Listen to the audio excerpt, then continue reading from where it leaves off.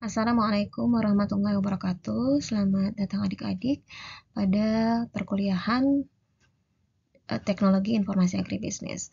Pada kesempatan kali ini kita akan membahas mengenai pengenalan makro dan VBA. Apa itu VBA? VBA adalah Visual Basic for Application. Ini nanti kita akan ada prakteknya menggunakan Excel. Oleh karena itu, silakan disimak dengan baik. Kita lihat di sini, Macro, Excel, dan Visual Basic for Application ini tidak sama persis, meskipun keduanya memang terkait erat. Dan seringkali memang kita menyamaartikan keduanya. Kalau pakai Macro Excel berarti pakai VBA, padahal sebenarnya ada sedikit perbedaan di antaranya. Terkadang disebut makro, kadang disebut VBA, dan lain waktu disebut makro VBA atau VBA makro. Kita lihat di sini pengertian makro terlebih dahulu, yaitu baris-baris perintah atau kode yang dengannya Anda ingin Excel melakukan sesuatu secara otomatis. Dengan kata lain, makro adalah kode atau skrip tertentu. Sedangkan Visual Basic for Application adalah bahasa pemrograman yang Anda gunakan untuk membuat makro. Jadi kalau makro itu adalah kode-kode untuk melakukan otomatisasi, kalau VBA-nya itu adalah bahasa pemrograman untuk membuat makronya tersebut. Gitu ya, adik-adik. Nah, kemudian di sini setelah kita mengetahui pengertian makro, ini ada pengertian VBA. VBA singkatan dari Visual Basic for Application. Ini merupakan turunan dari bahasa Visual Basic yang dikembangkan oleh Microsoft. Visual Basic sendiri merupakan turunan bahasa pemrograman BASIC atau Beginners All-Purpose Symbolic Instruction Code. Ini sudah dikembangkan lama, sekitar tahun 1963 oleh John George Kameny dan Thomas Eugene Kurtz yang berasal dari Dartmouth College. Ini yang harus kalian garis bawahi, bahwa makro itu adalah kode untuk membuat otomatisasi gitu ya, untuk membuat programnya. Sedangkan VBA atau Visual Basic for Application itu adalah bahasa pemrogramannya. Kalau kita masih bingung, kita bisa menulis di sini ya. Coba silakan berdiri, kemudian pegang kepala Anda dengan kedua tangan. Lalu berteriak sekuat tenaga. Nah, kalau sudah Anda lakukan, tulisan pada kertas berupa urutan instruksi tersebut, jadi kan ditulis dulu nih, 1, berdiri, 2, pegang kepala, 3, berteriak gitu ya. Tulisannya itu adalah makro. Sedangkan bahasa Indonesia yang digunakan dalam penulisan perintah tersebut, bahasanya itu adalah VBA-nya, gitu ya. Kita lihat di sini, VB dan VBA ternyata beda ya, ada basic, ada visual basic atau VB, ada visual basic for application. Kalau VB umumnya digunakan untuk membuat sebuah aplikasi yang berdiri sendiri atau standalone. Kalau VBA ini didesain untuk bekerja di atas aplikasi lain. Pada istilah VBA Excel, aplikasi lain ini adalah Office Excel itu sendiri. Makanya tadi saya bilang kita akan praktik nih di Excel ya, menggunakan VBA. Sehingga VBA ini tidak akan dapat berjalan tanpa adanya program tersebut gitu ya. Dalam hal ini adalah Excel yang akan kita praktikkan. Baik, di sini kita akan bahas apa dan kenapa VBA. Apa itu VBA? VBA merupakan bahasa program dari Microsoft Office, seperti Word, Access, PowerPoint, dan lain-lain sebagainya. Outlook, Visio, AutoCAD, Map Info. Kemudian yang kedua, VBA ini dapat berfungsi sebagai makro atau bahasa pemrograman melalui record makro, penulisan metode dan prosedur maupun user definition function. Kemudian selanjutnya, bahasa pemrograman di VBA ini berorientasi objek. Jadi seluruh objek yang ada di Microsoft Excel nanti bisa dimanipulasi oleh VBA. Yang keempat, kita belajar satu bahasa pemrograman dapat dengan mudah diaplikasikan di semua aplikasi Windows. Jadi dengan kita belajar VBA ini kan tadi adalah bahasa pemrograman ya. Kita pakai VBA itu bisa diaplikasikan ke semua aplikasi Windows. Banyak bahasa pemrograman itu adik-adik selain VBA. Nanti kalian bisa cari sendiri ya, ada bahasa pemrograman yang namanya C, Python, dan lain sebagainya. Kita lihat di sini meskipun dengan bahasa pemrograman yang sama, tentunya memiliki kekhasan masing-masing. Anggaplah kalau VBA adalah bahasa daerah, maka VBA Excel, VBA Access, VBA Word, dan VBA PowerPoint adalah logat atau dialek untuk sebuah bahasa daerah. Oke, semoga sampai di sini bisa dipahami ya adik-adik. Selanjutnya kita akan mengenal sekilas terkait Microsoft Excel. Mungkin kalian di waktu SMA bahkan sehari-hari sudah akrab sekali ya dengan Microsoft Excel. Nah, ini akan kita bahas sekilas kembali ya. Kita lihat di sini, sebelum lebih lanjut belajar makro VBA, terlebih dahulu disarankan untuk banyak belajar fitur-fitur yang ada di Excel. Karena bagaimanapun pada dasarnya yang diolah oleh VBA Excel itu adalah fitur-fitur yang memang ada di dalam Excel itu sendiri. Jadi kita harus menguasai Excel-nya dulu sebelum kita belajar VBA. Ibaratnya di sini tertulis Anda belum menguasai sepenuhnya tentang teknik penjumlahan, pengurangan, pembagian, dan perkalian, namun kemudian coba-coba belajar kalkulus. Nah, itu akan kesulitan gitu ya kalau mau langsung kalkulus. Tapi harus belajar dulu nih teknik-teknik yang lebih sederhana seperti penjumlahan, pengurangan, dan lain sebagainya. Gitu ya. Jadi kita harus belajar Microsoft Excel terlebih dahulu sebelum belajar VBA. Ini bisa dicek masing-masing ya. Silakan nanti bisa dilihat materinya yang bagian slide ini, slide ke-13 ini. Nanti kalian cek sambil dicek di laptop masing-masing. Ada menu file, isinya apa saja. Kemudian quick access toolbar itu apa, yang mana, tab yang mana. Kemudian tell me what you want to do, itu untuk apa ya. Lalu ada group dan tombol dialog. Nah, ini nanti silakan dicek masing-masing di laptop atau komputernya. Lalu, di sini kita juga akan mengenal lembar kerja Microsoft Excel.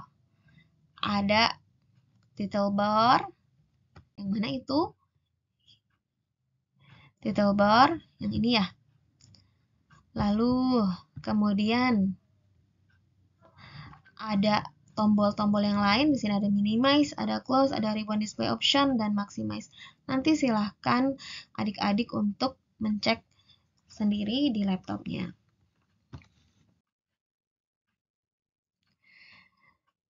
Setelah tadi kita lihat beberapa hal, sekarang kita mengenal lembar kerjanya. Lembar kerja kan ada, kalau di Microsoft Excel itu ada sheet gitu ya. Kemudian ada pointer cell-nya, ada yang menunjuk sel pada Microsoft Excel ya, menunjukkan posisi sel yang aktif. Lalu ada name box-nya untuk menampung range. Lalu ada scroll bar. Ada formula bar, ada lembar kerja Microsoft Excel. Nah, ini dia namanya. Yang mana name box, yang mana pointer cell, yang mana tab sheet-nya, yang mana formula bar-nya, dan yang mana scroll bar-nya. Sekarang kita akan mengenal objek di dalam Microsoft Excel. Yang pertama, workbook ya, yaitu objek terbesar dalam Microsoft Excel karena di dalam workbook itu bisa menampung beberapa lembar kerja yang tersimpan dalam bentuk file. Lalu ada worksheet. Kalau worksheet biasanya di dalam satu file itu kan terdiri dari worksheet gitu ya, ada beberapa worksheet di sana. Lalu ada range. Range itu adalah merupakan kumpulan dari kolom, baris, dan sel yang tertampung dalam sheet tersebut. Lalu ada cell. Cell ini adalah yang paling kecil ya dari kotak-kotak yang ada di Microsoft Excel. Ini adalah perpotongan antara kolom dan baris yang mempunyai nama. Nama sel diambil dari nama kolom dan baris itu sendiri. Baik. Selanjutnya, kalau kita memasukkan data, angka, atau data teks gitu ya, itu adalah namanya tipe data. Jadi tipe data dalam Microsoft Excel itu ada beberapa, ada tipe data teks, berarti kan kalau teks adalah ada karakter, ada spasi gitu ya, dan lain sebagainya. Ada data angka, berarti karakternya angka saja. Lalu ada satuan-satuannya juga, ada berapa desimalnya gitu ya. Lalu ada juga dia tipe data tanggal dan waktu.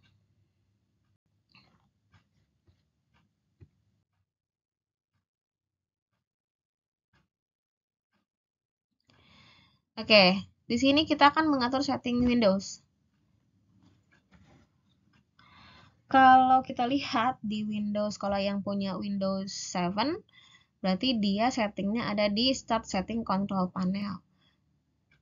Kalau di Windows 8 sama Windows 10 itu Start Setting Time and Language. Itu untuk setting data ya.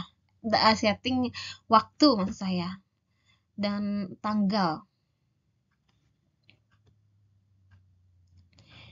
Kalau Windows 7 ini klik 2 kali icon region and language. Ini silakan dipraktekkan ya masing-masing.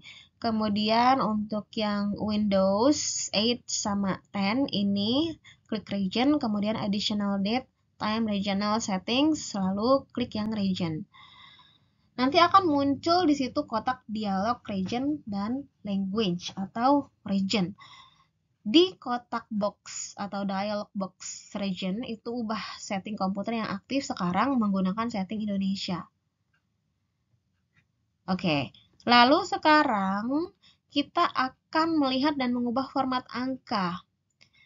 Klik tombol additional setting sehingga akan tampil kotak dialog customize format. Kita akan lihat di kotak dialog customize format itu ubah format angka atau numbers dan ubah list separatornya menjadi koma.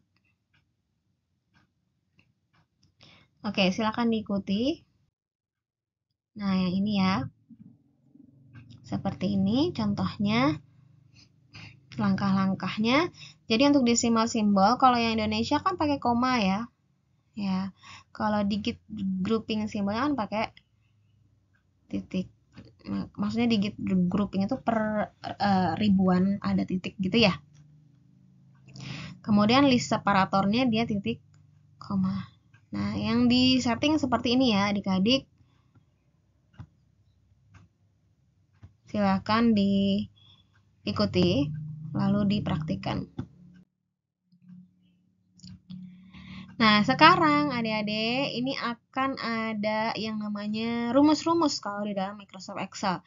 Biasanya kita itu kan paling suka apa nih? Atau yang paling sederhana gitu ya. Kita operator matematikanya misalnya nih pakai plus dan minus. Berarti kita kalau pakai sama dengan, kalau plus berarti penjumlahan gitu ya. Kalau pakai minus, sel yang mana ditambah sel yang mana, atau angka berapa ditambah atau dikurang angka berapa, itu namanya fungsi penjumlahan dan pengurangan. Lalu ada bintang berarti kan perkalian. Kalau slash berarti pembagian gitu ya. Kalau dia topi topi yang seperti ini ya, berarti perpangkatan. Lalu kalau N seperti ini berarti dia untuk menggabungkan teks. Biasanya menggabungkan teks untuk yang lain sel. Gitu ya. Misalnya sel A sama sel B mau dijadikan satu di dalam sel C gitu ya. Maka kita pakai N seperti ini. Jadi sama dengan kemudian kita kasih tanda kutip dulu lab, tanda kutip lagi, lalu spasi N seperti ini, kasih lagi, lalu tanda kutip lagi A seperti ini, lalu ditutup dengan tanda kutip. Nanti ini kan dari dua sel nih, sel pertama, sel kedua. Nanti kalau kita ketik di sel yang sebelahnya itu akan menjadi satu sel. Jadi yang satu tadinya ya, tadinya sel A itu lab, sel B itu A. Setelah nanti digabungkan menjadi C di sini, jadi lab A gitu langsung. Jadi cuman satu sel gitu ya. Lalu di sini ada tanda kurung. Tanda kurung ini mengelompokkan operasi matematika. Maksudnya kita mau melakukan yang mana dulu nih? Kalau ini kan berarti 8 kali 2 dulu, kemudian 20 dikurang 5 dulu. Setelah hasilnya ada baru ditambah gitu kan ya. Jadi kita kelompokkan dulu yang mana yang mau dioperasikan terlebih dahulu gitu. Kemudian yang di sini adalah persen. Kalau persen dia biasanya digunakan dengan perkalian tertentu ya untuk menghasilkan berapa persen dari angka tersebut. Jadi sama dengan misalnya di sini 12 dikali 100%.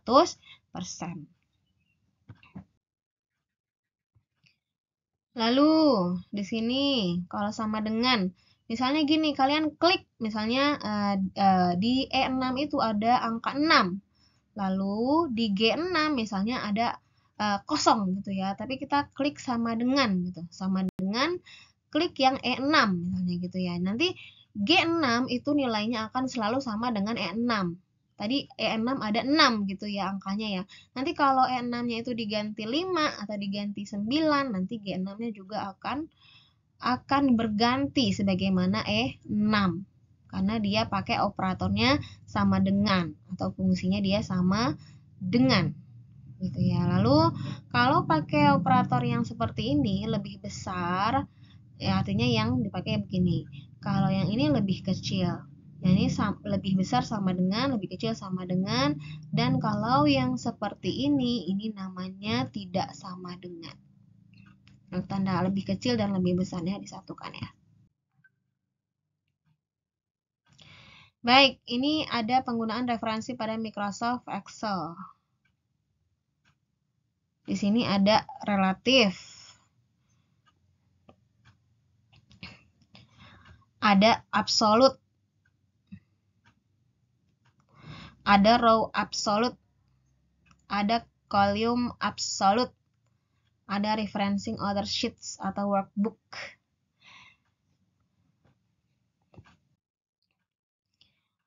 Nah, kita lihat di sini.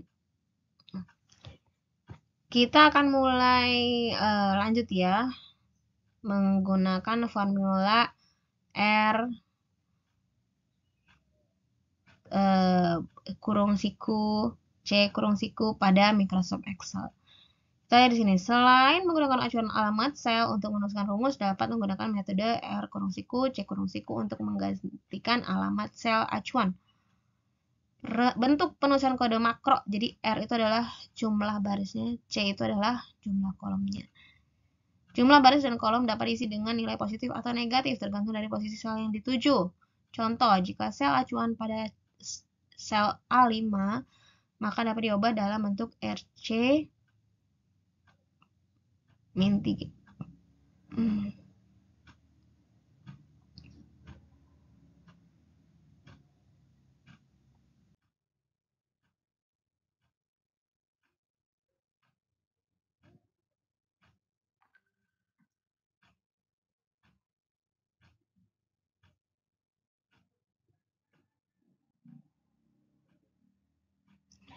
Oke, silakan kalau yang ini kan memang dia harus praktek langsung ya. Jadi beberapa slide akan saya skip supaya kalian bisa langsung praktek saja di laptopnya masing-masing. Nah, ini juga masih banyak yang harus dipelajari adik-adik, jadi harus kitanya yang memang harus aktif dan mandiri, silakan dipelajari masing-masing. Baik, kita langsung ke section yang ketiga, yaitu langkah-langkah belajar makro VBA. Baik, sekarang silahkan buat folder di laptop ya, atau ya di laptop masing-masing ya. Jadi wajib untuk yang bagian ketiga ini kalian bawa laptop.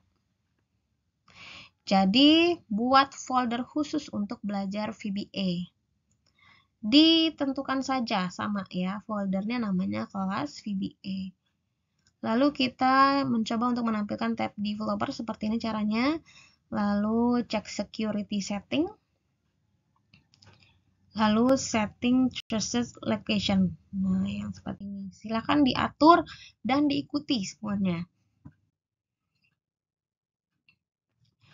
Nah, adik-adik, tadi kita akan mengatur security setting ya. Jadi, yang paling penting memang kita sebelum membuat coding atau menggunakan makro, kita harus mengatur security settingnya ini. Karena apa? Karena penggunaan makro kan memang langsung ya, dia otomatis. Jadi sangat membantu pekerjaan kalau misalnya kita perlu mengklik apa-apa gitu. Nanti kita bisa buat bahasa sendiri sehingga kita tidak perlu panjang-panjang gitu ininya, rumusnya. Jadi langsung klik, langsung sekali klik bisa. Tapi adik-adik, ini bisa berbahaya karena kode makro itu dapat melakukan modifikasi ataupun menghapus file hingga membuat virus pada komputer. Jadi kita mencegah gitu ya supaya kita tidak membuat, justru membuat malah merusak gitu ya, justru merusak. Karena kan pada hakikatnya kan kita membuat coding kan untuk mempermudah pekerjaan kita gitu ya, untuk membuat otomatisasi. Tapi jangan sampai kita malah menghapus atau merusak file-file yang lain atau bahkan jadi membuat virus pada komputer. Nah, silakan di sini dilihat caranya, diikuti. Di sini kita lihat ada beberapa tingkat keamanan makro. Ada yang seperti ini. Kalau disable all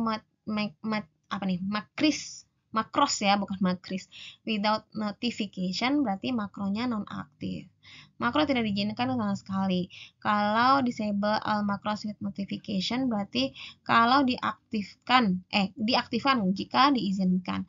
Kalau disable all macros except digitally signed macros artinya semuanya disable, tapi kalau ditandatangani secara digital baru dia berjalan. Kalau enable all macros berarti dia makronya aktif.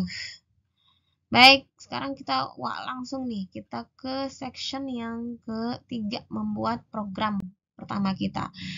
Nah, ini akan seru sekali adik-adik, jadi silahkan diikuti dan langsung dipraktikkan. Nanti akan saya cek di pekan yang akan datang ya. Baik, lanjut terus.